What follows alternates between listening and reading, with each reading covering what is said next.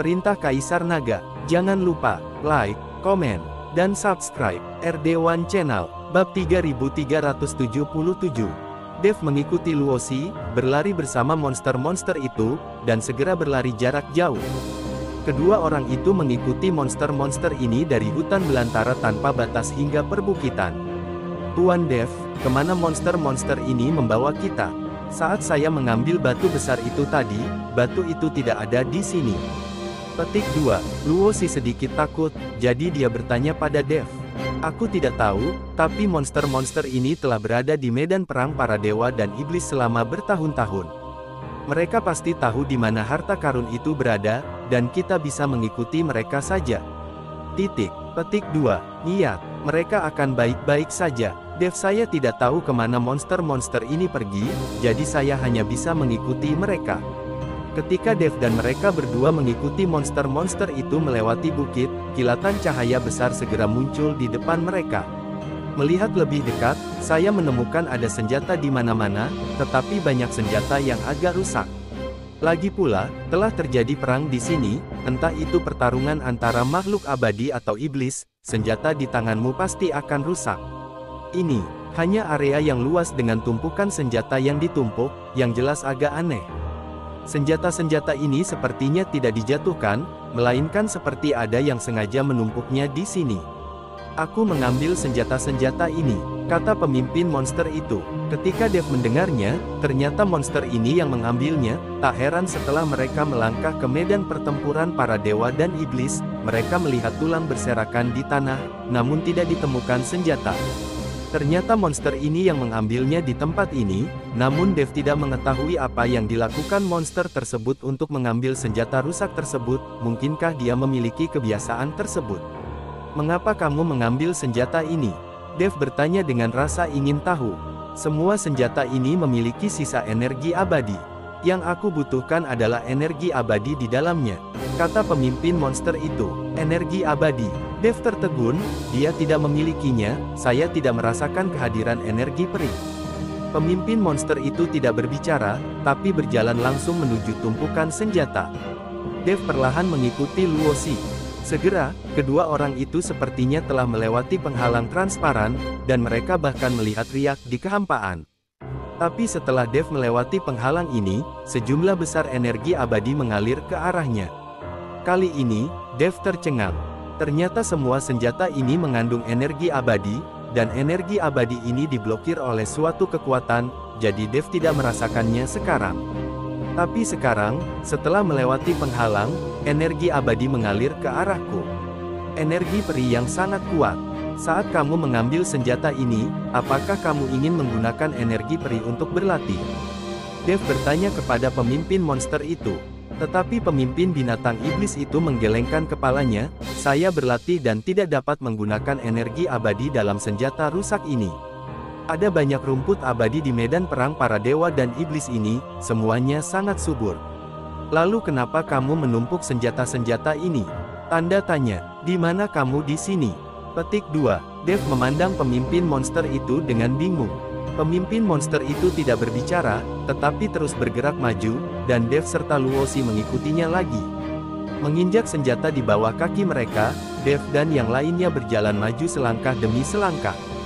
Ketika dia mencapai tumpukan kecil senjata, pemimpin monster itu dengan lembut memainkannya dengan ekornya yang tebal, dan tumpukan senjata itu langsung tersebar. Tepat setelah senjatanya tersebar, Dev dan Luosi menemukan bahwa di bawah senjata itu, ada telur binatang berwarna-warni yang ditutupi dengan berbagai pola. Ternyata, senjata tersebut digunakan untuk mengubur telur binatang itu. Dev melihat telur itu, yang tampak berbeda dari yang diambil oleh Luosi. Apakah telur ini milikmu? Dev bertanya ragu-ragu. Pemimpin monster itu menggelengkan kepalanya. Tidak. Jika itu adalah anakku, aku tidak akan dikuburkan di bawah senjata ini. Bab 3378.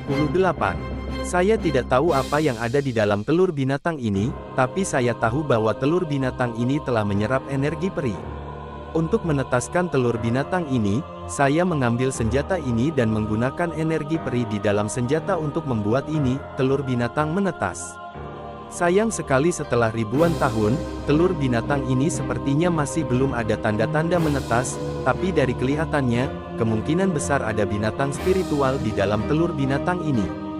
Jika itu adalah monster biasa seperti kita, yang diinkubasi oleh paket energi peri yang begitu kuat telah menetas sejak lama.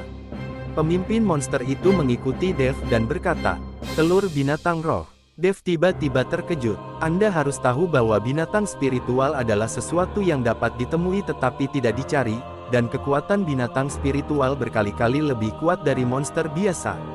Di alam surga, hanya makhluk abadi dengan kekuatan yang cukup yang layak memiliki tunggangan binatang spiritual. Lalu kenapa kamu membawaku ke sini? Dev bertanya. Kamu memiliki aura klan binatang dan kekuatan klan naga. Aku ingin kamu menetaskan telur binatang roh ini. Makhluk roh lebih baik daripada harta apapun di medan perang para dewa dan iblis ini, kata pemimpin monster-monster. Dev memandang pemimpin monster itu dengan tenang, sedikit mengernyit dan berkata, "Mengapa kamu membantuku?" Tanda tanya, "Apakah karena kekuatan naga di tubuhku?"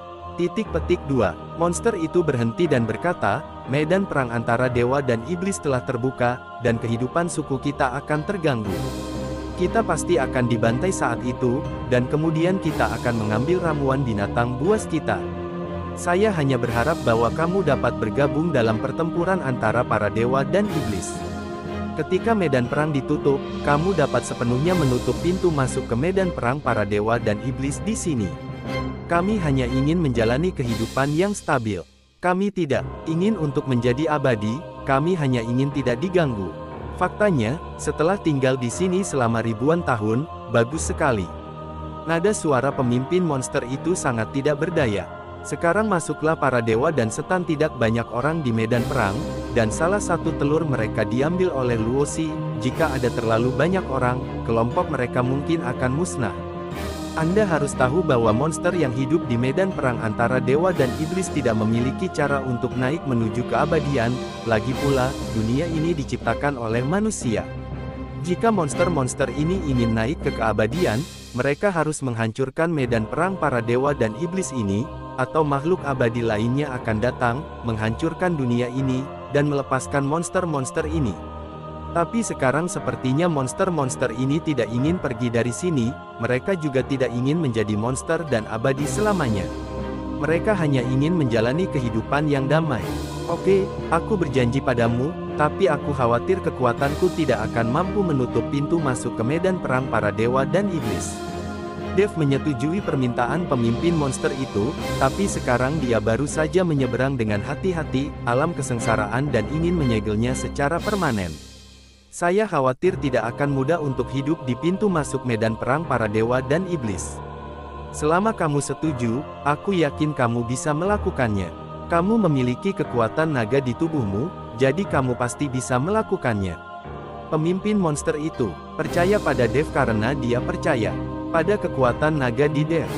Sebagai seorang orc, monster ini mengetahui kekuatan naga. Saya akan mencoba yang terbaik. Dev mengangguk. Jika ini adalah telur makhluk roh, perlakukan dengan baik. Setelah pemimpin binatang iblis selesai berbicara, dia berbalik dan pergi. Sepertinya monster-monster ini tidak tinggal di sini, mereka hanya membawa Dev dan yang lainnya ke sini. Tuan Dev, apakah ini benar-benar telur makhluk roh? Luosi tidak terlalu mempercayainya. Lagi pula, dia belum pernah melihat makhluk roh sebelumnya. Itu mungkin. Di medan perang antara dewa dan iblis ini, pasti akan ada makhluk roh yang berpartisipasi dalam pertempuran. Bukan tidak mungkin untuk meninggalkan telur makhluk roh. Setelah Dev selesai berbicara, dia perlahan berjalan menuju telur makhluk roh. Lalu aku mengulurkan tangan dan menyekanya. Telur makhluk roh sebenarnya memiliki rasa hangat dan terasa sangat nyaman saat disentuh. Bab 3379. Dev benar-benar dapat merasakan gerakan di dalam telur makhluk roh, tetapi ketika dia menggunakan indera spiritualnya untuk menjelajahinya, dia tidak dapat menembusnya sama sekali. Dan saat Dev menggunakan indera spiritualnya untuk menjelajah, telur makhluk roh sepertinya bereaksi. Garis-garis aneh di atasnya tiba-tiba bersinar dengan cahaya warna-warni, dan cahayanya melesat langsung ke langit, mekar seperti kembang api. Dev sangat ketakutan sehingga dia segera menarik tangannya dan menatap kosong ke arah telur binatang roh yang memancar dengan warna-warni. Cahaya warna-warni tampak sangat mempesona di medan perang para dewa dan iblis yang suram ini. Mereka yang memasuki medan perang para dewa dan iblis semuanya melihat cahaya warna-warni ini pada saat ini. Apakah harta karun ini telah terungkap? Qi Pei Jia tergantung di udara, dan di kakinya ada mayat monster, dan di tangannya ada pil binatang berdarah. Saat dia melihat cahaya warna-warni ini, niat membunuh tiba-tiba muncul di matanya. Tidak peduli siapa yang mendapatkan harta ini, Qi Pei Jia akan memperjuangkannya tanpa ragu-ragu. Di medan pertempuran antara dewa dan iblis ini, tidak ada belas kasihan, apalagi emosi. Satu-satunya tujuan mereka adalah mendapatkan harta yang mereka inginkan. Beberapa orang mulai menuju ke arah cahaya. Pada saat ini, tangan Dev telah meninggalkan telur makhluk roh, jadi cahayanya perlahan menghilang. Dev mengerutkan kening, dia tahu bahwa cahaya tadi pasti menarik perhatian orang lain. Dev tidak ingin menarik perhatian siapapun, dia di sini hanya untuk berburu harta karun, bukan untuk bertarung. Tapi sekarang, dia tidak ingin menarik perhatian dan tidak punya pilihan. Tuan Dev, saya pikir Anda masih memiliki telur binatang roh. Ayo pergi dari sini secepatnya. Seseorang pasti akan segera datang. Petik 2. Luosi melihat sekeliling dan kemudian berkata kepada Dev. Dev mungkin telah pergi dengan membawa telur makhluk roh, tetapi bukankah sayang jika dia tidak menyerap dan menggunakan energi abadi yang kuat ini? Setelah berpikir sejenak, Chen Ping menunduk dan mengambil 4 pedang dari tumpukan senjata, lalu memasukkannya ke 4 sudut masing-masing. Keempat pedang ini semuanya rusak, dan Dev tidak dapat mengontrol sebanyak itu sekarang. Kemudian Dev mulai menggambar formasi di bawah 4 pedang panjang, dan serangkaian grafik formasi misterius digambar oleh Dev. Kemudian Dev menghubungkan grafik-grafik ini bersama-sama. Segera, lingkaran sihir besar digambar oleh Dev sendirian. Luosi memandang Dev dengan kaget, dia benar-benar tidak menyangka Dev bisa menggambarkan formasi sebesar itu. Saat ini, Dev sudah banyak berkeringat, namun dia tetap tidak menyerah dan terus melukis. Setelah pukulan terakhir formasi selesai, semburan kabut putih segera muncul dari sekeliling, menutupi Dev dan yang lainnya. Melihat ke bawah dari udara, area ini benar-benar putih, dan tidak mungkin untuk melihat dengan jelas apa yang terjadi di dalamnya. Selain itu, formasi Dev juga memiliki kemampuan untuk memblokir kesadaran spiritual, bahkan jika seseorang ingin menggunakan kesadaran spiritual untuk mendeteksinya, tidak ada yang dapat dideteksi sama sekali. Nona Luo, bantu saya melindungi hukum untuk saat ini. Saya akan menyerap energi abadi.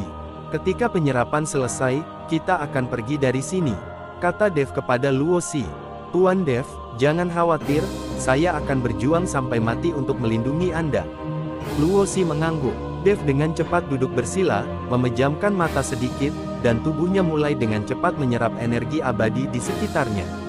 Teknik kondensasi jantung bekerja dengan cepat, dan Dev mengeluarkan semua potensinya. Dev tidak punya pilihan lain, dia benar-benar tidak tega berpisah dengan energi abadi yang kaya ini. Saat Dev sedang berlatih, seorang pria parubaya muncul tidak jauh dari sana. Pria parubaya itu melihat sekeliling dan sedikit mengernyit. Seharusnya ke arah ini, tidak mungkin salah. Kenapa kamu tidak bisa melihatnya? Pria parubaya itu jelas sedang mencari berkas cahaya berwarna-warni tadi, dan ingin melihat harta karun apa itu, akan memancarkan cahaya yang begitu menyilaukan. Bersambung.